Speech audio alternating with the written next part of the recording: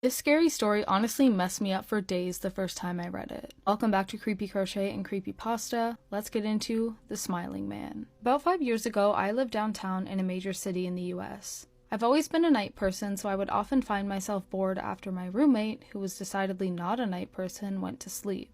To pass the time, I used to go for long walks and spend the time thinking. I spent 4 years like that, walking alone at night, and never once had a reason to feel afraid. But all of that changed in just a few minutes of one evening. It was a Wednesday, somewhere between 1 and 2 in the morning, and I was walking near a police-patrolled park quite a ways from my apartment.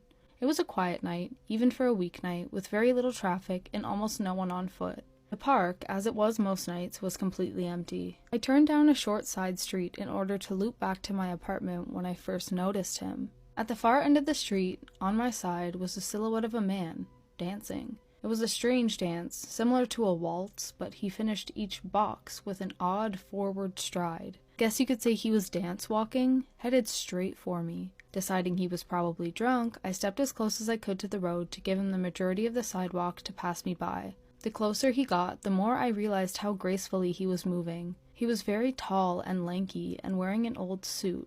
He danced closer still until I could make out his face. His eyes were open wide and wild, head tilted back slightly, looking off at the sky. His mouth was formed in a painfully wide cartoon of a smile. Between the eyes and the smile, I decided to cross the street before he danced any closer. I took my eyes off of him to cross the empty street. As I reached the other side, I glanced back and then stopped dead in my tracks. He had stopped dancing and was standing with one foot in the street, perfectly parallel to me. He was facing me but still looking skyward, smile still wide on his lips. I was completely and utterly unnerved by this. I started walking again but kept my eyes on the man. He didn't move. Once I had put about half a block between us, I turned away from him for a moment to watch the sidewalk in front of me. The street and sidewalk ahead of me were completely empty. Still unnerved, I looked back to see where he had been standing to find him gone. For the briefest of moments, I felt relieved, until I noticed him. He had crossed the street and was now slightly crouched down.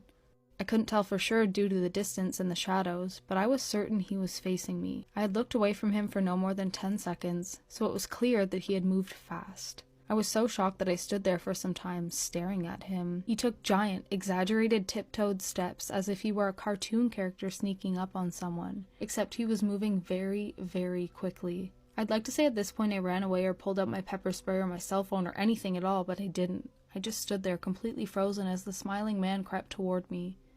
And then he stopped again, about a car length away from me, still smiling his smile, still looking to the sky. When I finally found my voice, I blurted out the first thing that came to mind. What I meant to ask was,